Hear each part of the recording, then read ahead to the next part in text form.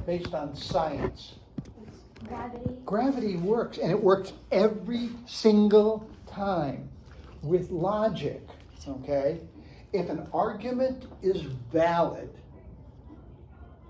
I mean, if the premises are true, then the conclusion must be true if it's a valid argument. It must be, just like gravity must work if you drop something here on Earth.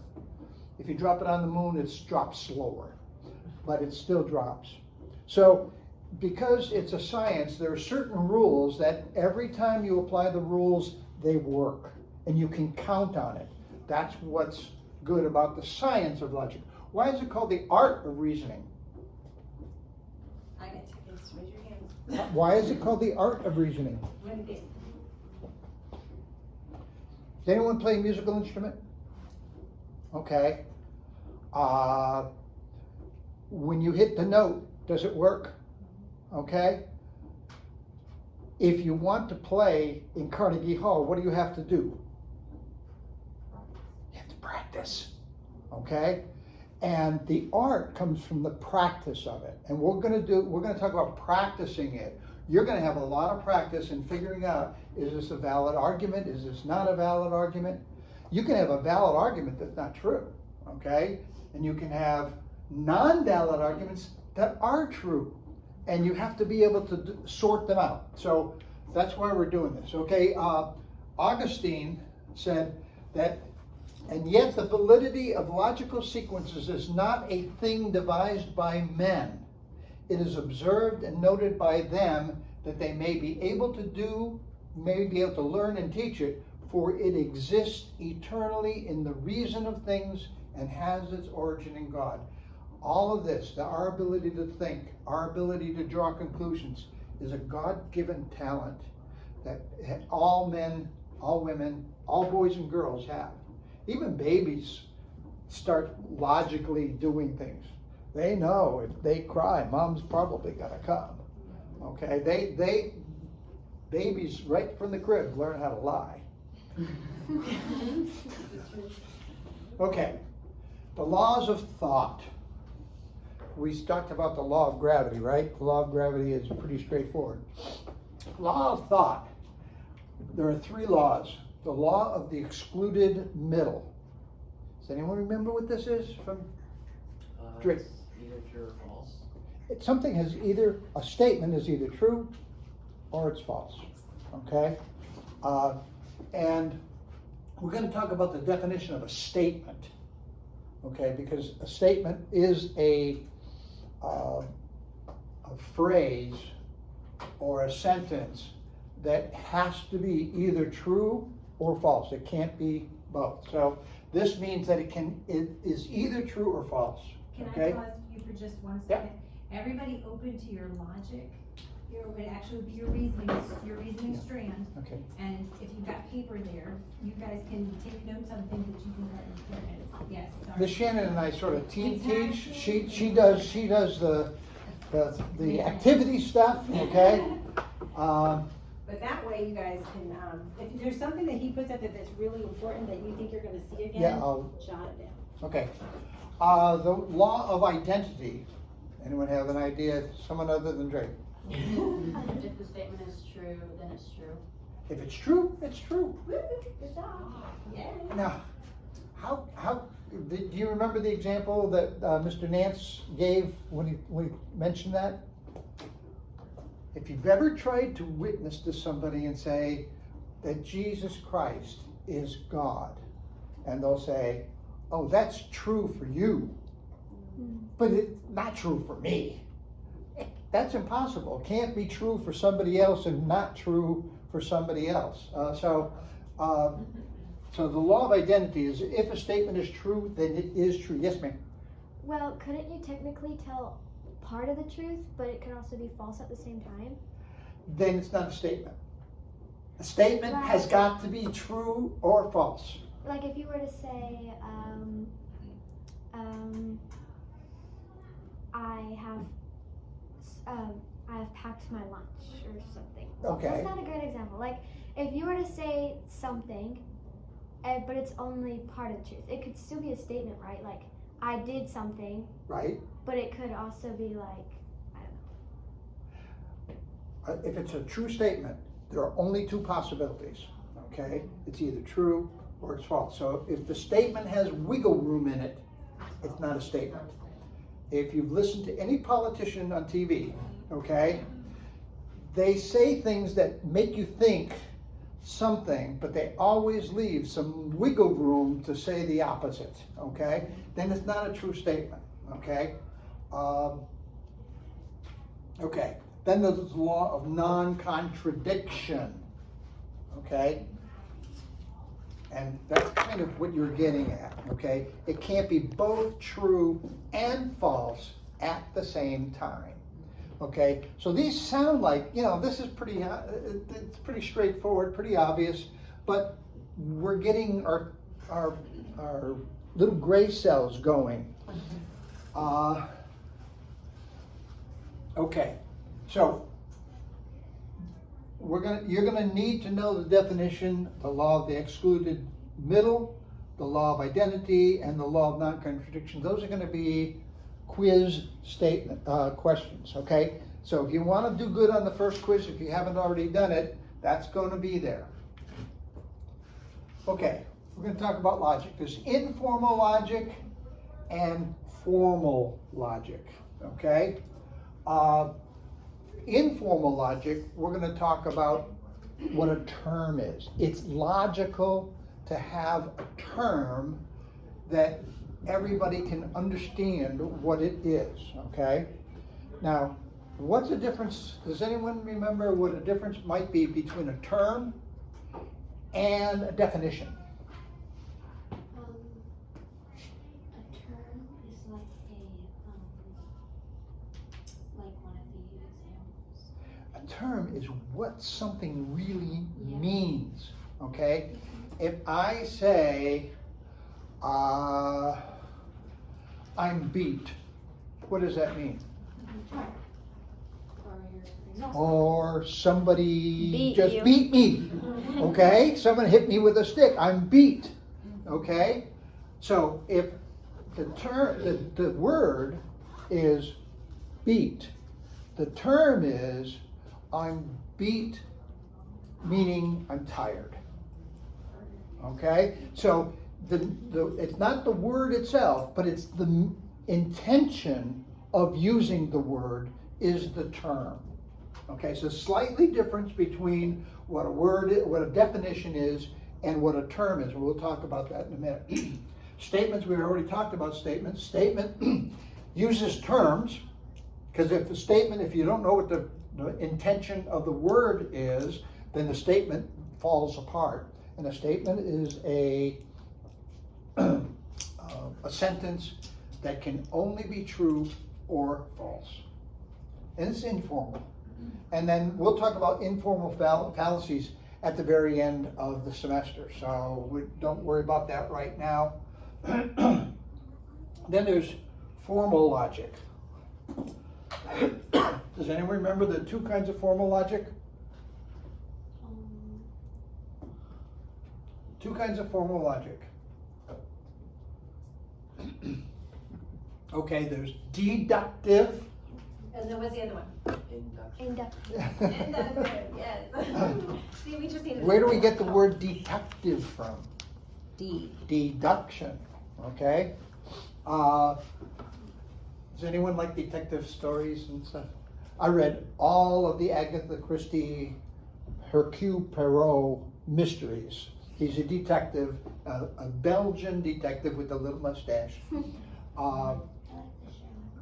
Okay, so we have deduction and induction. Does anyone want to take a guess at what induction might be instead of deduction? It's the opposite My of phone, I need my deduction. phone. It's the opposite of deduction. It's opposite. No, it's not actually the opposite, because it does come to a conclusion. Okay, so it's not really the opposite. Isn't deduction when you start from like large, and like went from like broader to a smaller concept? And They all are. induction is the opposite? Even induction, you're trying to draw a conclusion. Let me, if I can find it here. Okay, this is from Matthew chapter 16. This is Jesus Christ talking to the Pharisees. And he says, when it is evening, you say it will be a fair morning, for the sky is red. And in the morning it will be stormy today, for the sky is red and threatening. You know how to interpret the appearance of the sky, but you cannot interpret the signs of the times. An evil and adulterous generation seeks for a sign, but no sign will be given except the sign of Noah. Okay, so what was Jesus talking about when he said, if the sky is red, in the morning it's going to storm? That's based on experience. Is it definite that it's going to storm in the morning? It looks like it's going to It's highly rain. probable. Yeah. It's highly probable based on my experience and observations over a long period of time, and based on what my father said and my grandfather said before him. It's a probable conclusion based on the information I have. That's induction. Does that make sense? Yes. That's an inductive thing. It's based on everything that it comes into me. I observe it and I can see it, and this is what's going to happen. Can I just say no? So if you're taking notes, okay. So I'm just jumping in. You know, write down the word deduction, and then what did he say deduction meant? I didn't get to it yet. Oh, we didn't get to it. So, sorry, induction we have done though. So what is induction? You could give an example, even just make a few raindrops. You don't have to write the whole thing down. But just to where you guys are engaging and thinking while he's talking. That's what note taking is about. Like, you're doing a good job. Yeah. That's good. All right. Yeah, but I mean, It helps. You have I, pictures that apply to what he's talking about too. It's not like you have to- if I stop here, after I go here, I go and I get a big ice cream sundae, I'm probably not going to be hungry for lunch, okay? That's a conclusion based on observations and experience. So, deduction. What would be deduction? Well, there are two kinds of deduction. We'll get this. One is categorical logic, which is this semester, and the other one is propositional logic, which is next semester. Okay? Categorical logic, we're going to be dealing mostly with terms, and we're going to get into something called syllogisms. Okay? But in deduction, with deduction, what you can do is apply rules that allow you to come to a sure conclusion. You can be sure your conclusion is correct because we're going to use the science of logic. So that's the introduction. That's what we're starting with. This is lesson 1 now. We're going to get into terms. Types of definitions. What is the purpose of a definition? What's the purpose of a definition? What's the purpose of a definition? So you could If you're talking to someone and they don't know what the definition is, what happens? You tell them what it is. They don't understand. We cannot communicate unless we understand the definitions of certain words. Okay? Excuse me. So we're going to talk about definitions. Definitions show relationships. Okay? And one of the examples is man. Okay? The definition of man. The relationship is a rational being. Man is a rational being, okay? Is a fish a rational being? No, okay? A man is a rational being. What are other types of rational beings? Angels. Angels are rational beings, right? They think, they draw conclusions. Okay, so if I say man, I mean a rational being. Now, man can also be a person opposite a female. Okay, that's a different definition. So a man is, I wanted to avoid that subject today. I'm not going to get into gender and stuff. It's just, it's too much. Okay, pity.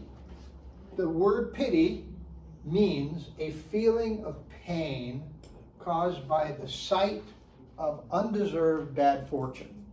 Okay, if somebody didn't do anything wrong, okay, and something bad happened to them, they were hit by a car, or in Gabe's case, he got cut on his wrist. Okay, this one. That was pity. You can feel bad for that person because that person didn't do something to deserve it. Sometimes if somebody does something to deserve it, you say, well, he got his just deserts. Okay, so indignation. Indignation is the exact same definition, except the person got undeserved good fortune. Okay, so you say that's really not right that person got the promotion because they really did not deserve it. Okay, and these two things are similar to each other. And what Nance said is that a person who tends to be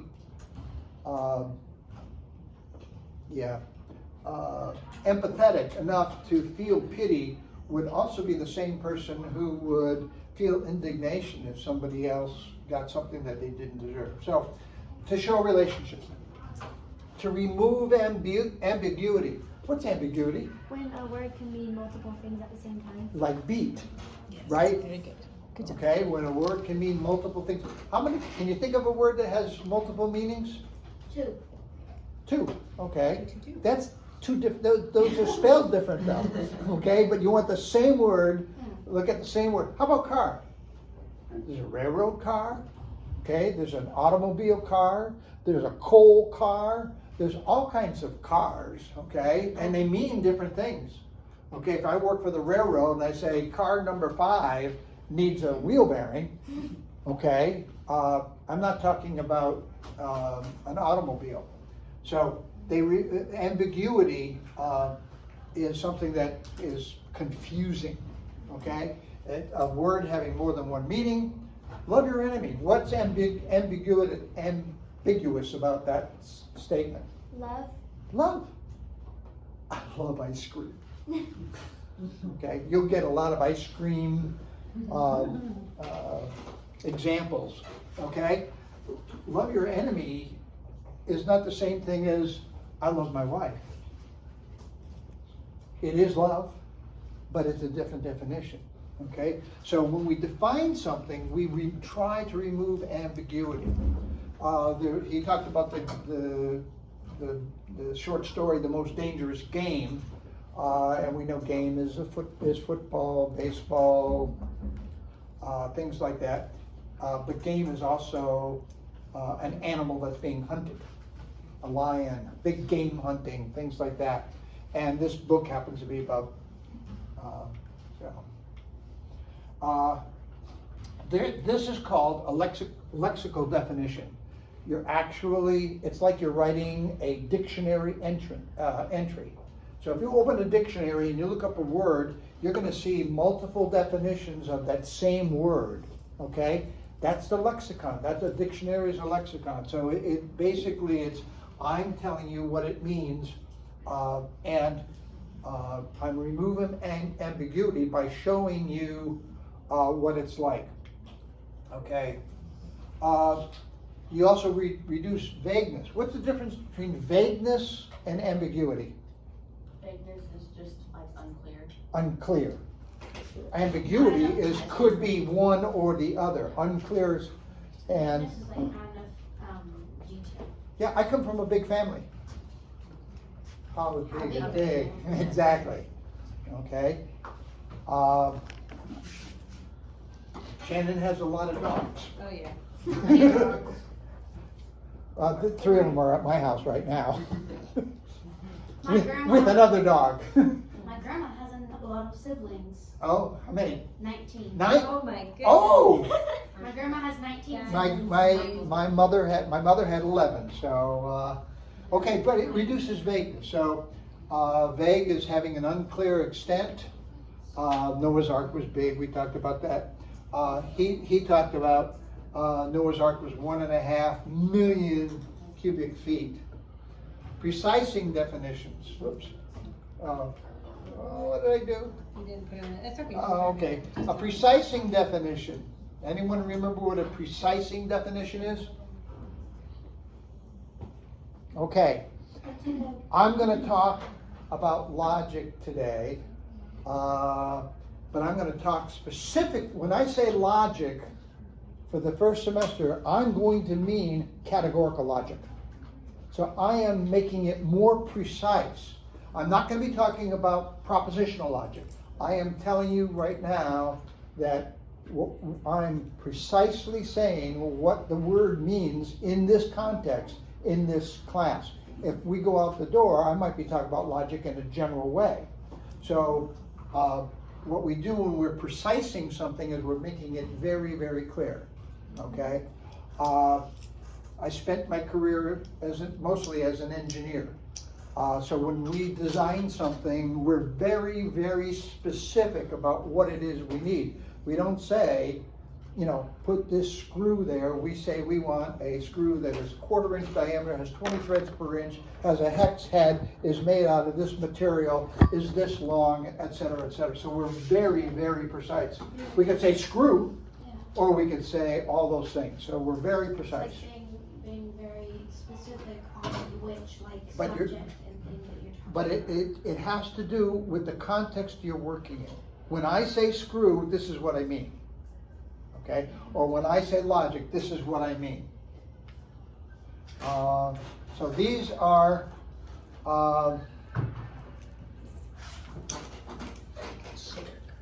increasing vocabulary. I made a mistake here. I did this last minute, I'm sorry. So eliminate these two top things here. Okay, the purpose of increasing vocabulary. We can add words that never existed before. You kids don't ever remember not having the word ringtone in your vocabulary, but I do. Supersize was a big deal back in the 70s because it was used to be Big Mac, and then they said, you want to supersize your drink, and those words are actually in the dictionary today, okay? Blog is a word that's now in the dictionary. It's actually been added to the dictionary. It wasn't when I was a kid. No, We didn't have blogs. no. Okay.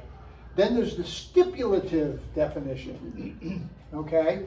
When the word orthodoxy is used here, it means Apostles' Creed. Here's, again, stipulative and precising are very close.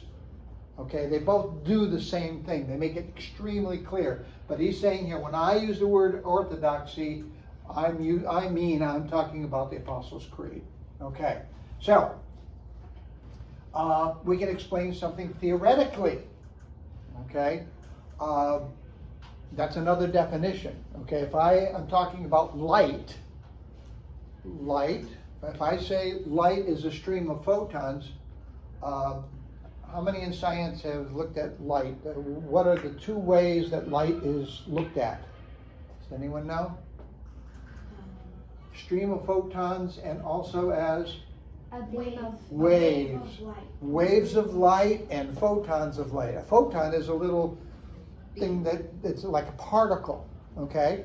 And so in certain ways, when you look at light, when you analyze something with regard to light, you assume that it's a stream of photons, and that's a theory, and it results in accurate results based on certain phenomena. But it's also a visible magnetic wave. So the magnetic wave goes from visible to infrared, and even beyond infrared to microwave. and the like. So both definitions assume a different theory of how light exists, okay? And light sort of exists in both ways, but we don't understand. People think they understand things. They can come to a conclusion based on, if I use the photon approach or the magnetic approach, it works, but nobody can explain how light can be both at the same time. Nobody's really done that. So this is called a theoretical definition. We can give a definition that tries to make the other person believe something or accept something. Where would we hear that? We've heard it a lot lately. You've seen it, you watched the video, so you should Every time remember you it. sit down at your house, what do you see? Oh, that's something different. You're Thinking of something different. What do you have? You're talking about influencing attitudes? Right, Like, a I was thinking definition about- definition of a word. Here, I'll talk about, what is That's abortion? what I was going with Right. chemical stuff. Okay, Abortion can either be like killing a baby Yeah. before it is born, or being like so if I define Doctor. it as murdering an unborn child, okay, I'm trying to influence that hearer to understand that they may be looking at it a different way, and I'm trying to influence them with my influence their attitude. I was talking about when you turn the television on at night. How many times do we hear people trying to persuade us or using definitions inaccurately to try to sway your thinking about things? So definition here, definitions of the following are attempts to influence the attitude of the hearer. What is marriage? We're studying marriage here at Praise Mill, and there's a lot of different definitions of marriage, but there's the biblical one that goes back to Genesis, which is the only true one. Who is my neighbor? This the Pharisees asked this of Jesus. Who is my neighbor? And they didn't believe that the Samaritans were their neighbors. But Jesus was basically saying, you need to. So these are called persuasive definitions. So the purposes of definitions: to show relationships, to remove ambiguity. If you're taking notes, you're going to want this. Increase vocabulary, explain theoretically, influence attitudes. Now, these two things go together. So you're going to want to do ambiguity and lexical. You're going to want reduce vagueness and precising. So how big is big? Okay, big is a definition. How small is small? I'm telling you how small is, okay? Increasing vocabulary, that's stipulative. That's a new definition, a new word that we're adding to the dictionary. Explain theoretical, those are theoretical definition. That's an easy one to remember. And influence attitudes are called persuasive definitions. So remember those. Those will probably be on, parts of them will probably either be on your quiz or your test. Okay, genus and species. This was fun. Yeah. Anyone practice this week? Yeah. Did you? It's kind of fun, huh? It's a species is a type or kind of example. A type, kind, or example of a term. Okay? So when we define something, okay, we can, Gracie is a dog, okay? But Gracie is also a pit bull, okay? So genus might be dog, species would be pit bull, okay? She's a sweet pit bull, by the way. She is a pit bull? Well, she's a Staffordshire Terrier. We call her that because otherwise, a lot of people think pits have really bad rap. So, but she's Anyway, It all depends on who raises them, right? here's an example that he used. Book, okay? That can, what kind of, if you wanted to, if book was the genus, what are species of books? A textbook. Textbook. Yeah. Oh, you. Yeah. Somebody's listening. No, they were together. They said it Good together. job, Macy. And the other Okay, and a novel. Okay, and there are different kinds of books. There are all kinds of books. There are e-books now. There are audio books now. There's, all kinds of books. Okay, so this is the genus. These are the species. And when we define something, using genus and species is a good way to define something. Okay. Textbook. Introductory logic. Okay. Okay. So, food.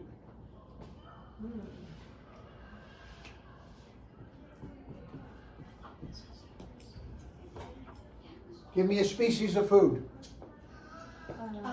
Spaghetti. Or, Spaghetti? yeah, Italian. Italian or something Italian. Okay, so if we had Italian and spaghetti, which one would be over the other one? Italian would be over spaghetti. Italian would be so every spaghetti is Italian? Oh, I don't know. This is, I mean, it's supposed to be yes, but. okay, what kinds of food are there? Fast food. You're as bad as they are. Japanese. How about meat and vegetables? Oh, yeah. Okay. Oh, I'm up higher.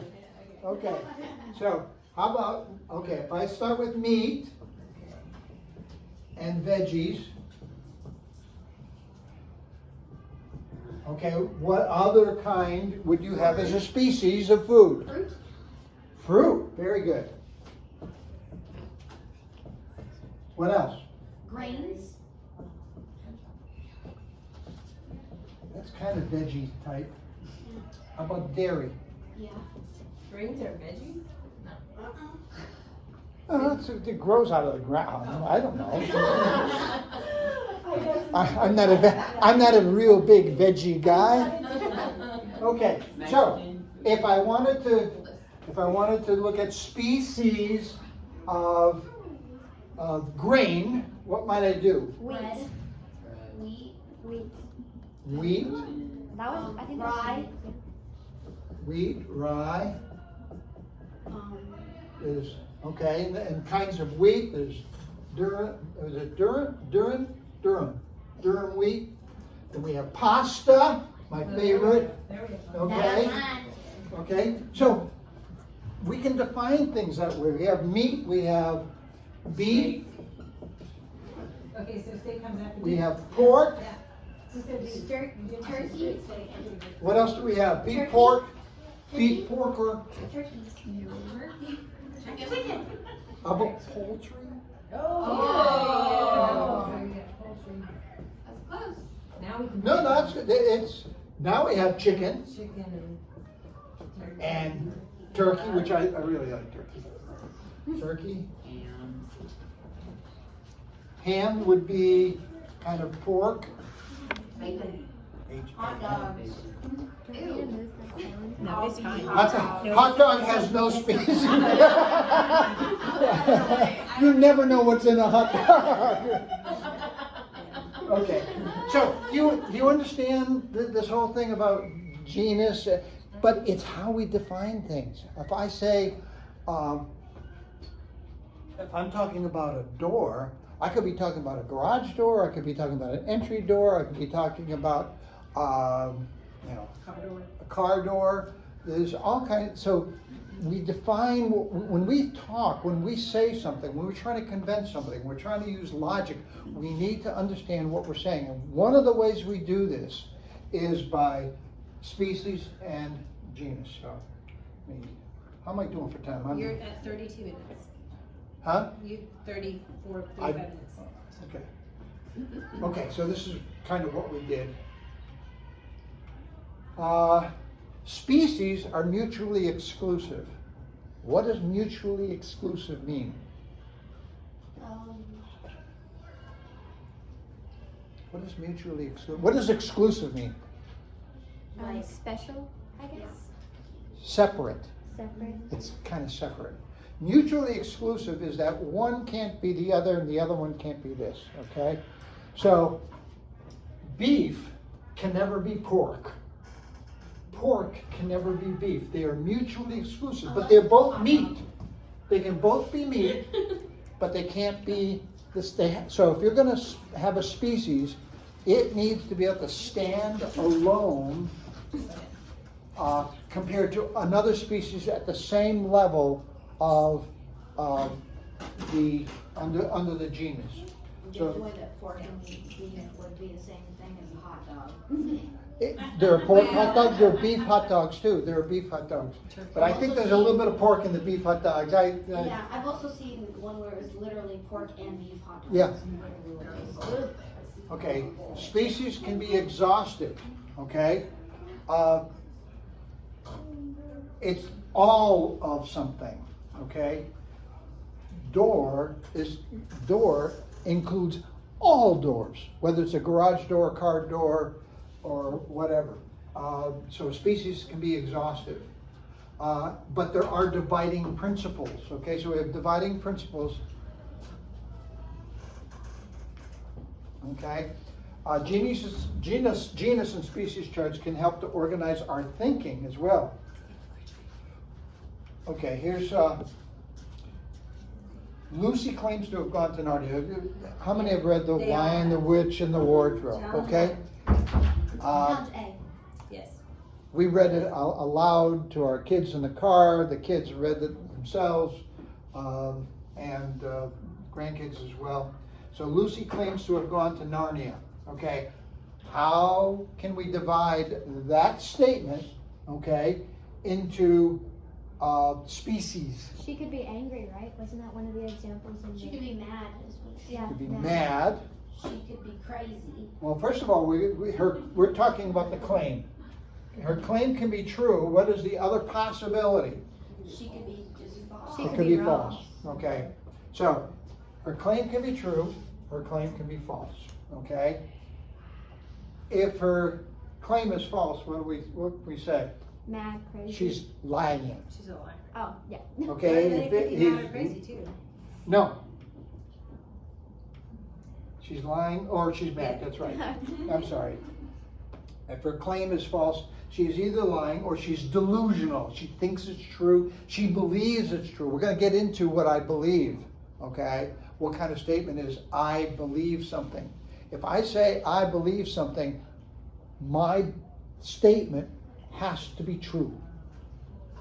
Okay. Yes, ma'am. Is mad considered an ambiguous word? I was just thinking. Yes, it can be. Can it be used in? Not angry mad. We're talking about crazy mad. Okay. So I will define it. When we say mad here, I mean crazy mad. Okay. That's a precise. It's a lexicon definition. Okay, so we remember the logic of the professor. Logic said the professor half to himself. Why don't they teach logic at these schools? There are only three possibilities. Either your sister is telling lies, or she is mad, or she is telling the truth. Now, this statement, okay, is used in theology. Can you understand where that might be? Jesus said he's God. Either he's telling the truth, or he's lying, or he's Who insane. said that? Does anyone know who said that? C.S. Lewis.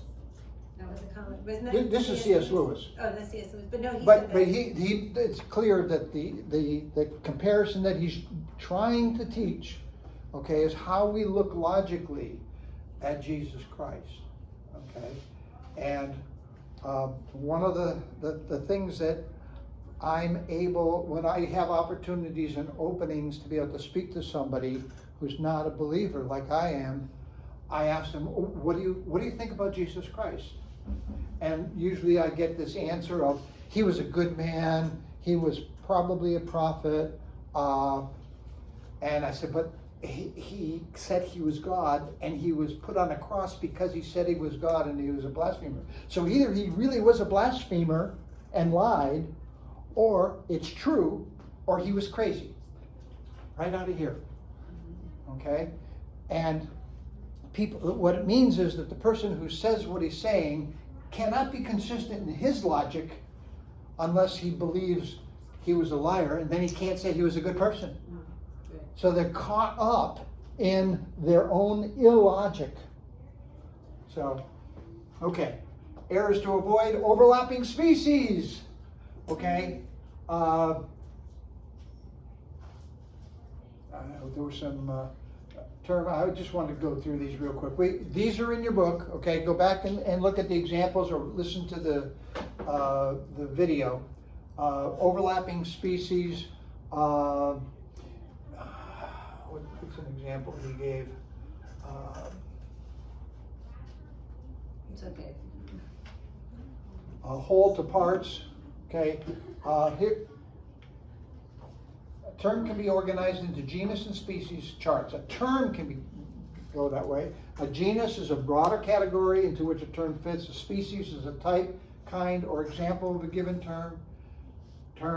You can't use terms ambiguously. Species should be mutually exclusive and may be an exhaustive list. So we said meat, that's every kind of meat. It can be alligator meat, it can be snake meat, it can be all kinds of meat. Okay, and I've got a couple minutes. I just got to start with extension and intention. Next week, we're gonna do 4 and 5, and then after that, we're starting lessons 6 through 9. So we got one more week to get lesson 1 through 5 under our belts. And if you've already got 1 through 5 down, and you've already done it, you can just hit the high points this week, and you can go ahead. You're welcome to go ahead. Okay, we touched just a little bit. An extension of a term is a sum of all things described by the term. Okay, so if I say, an intension of a term is a sum of all the common attributes of the term. So when I say feline, okay, a feline might be a cat, might be a lion, might be a tiger. So intension and extension are inversely related. And we'll go through examples that'll make some sense here. Okay, so device. A device is a general term. It includes a lot of stuff. A timepiece is a kind of device.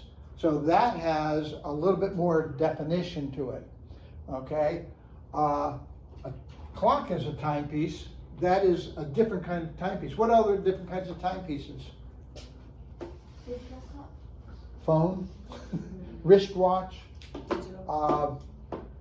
I just refinished my father built me a grandfather clock, or a digital clock. So this is, well, let me just do it. This is getting more intense. It's getting smaller. Now, when we get intense, we get narrow. Okay, so we're getting narrower, narrower, narrower, narrower. We're going down narrowness. Okay. Oh, I went backwards. So this is increasing intention. Okay. It's more specific as we go along. So if I start with a digital clock and say a digital clock is a kind of clock, a clock is a kind of timepiece, a timepiece is a kind of device, I'm going more and more broad. I'm extending the meaning or the definition. Sorry. Okay, so that is increasing extension. This gets confusing because what you're going to see on the quiz, you're going to see on the test, is they're going to say increasing extension goes this way, but decreasing extension goes this way. So you might say increasing extension is the same thing as decreasing intention. So the D and the N, be careful as you read, carefully read. Okay? Arrange these terms. Okay, you got your little whiteboards? Yep. Okay, get ready. I'm gonna give you a bunch of terms. You've seen this on the video, but I want you to arrange them, okay? I want you to arrange in decreasing intention. Decreasing intention means I'm going broader, okay? Here they are, go. Put these in order of decreasing intention. And I'll confess I may have gotten this backward because of the decreasing and increasing. Is decreasing the most specific or the least specific? Decreasing, you're going to start with the most specific and you're going to go to the least specific. What is the most? Raise your hand when you have it.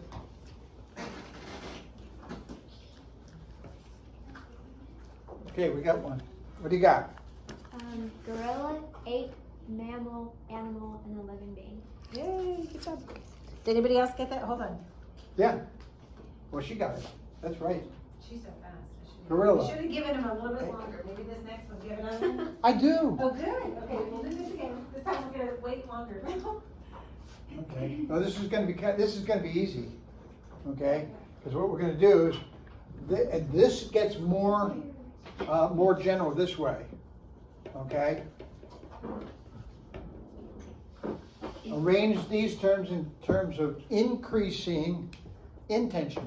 Okay. This is going to be how fast can you write? Because what we're going to do is we're going to use the same group. If you had erased it, you were.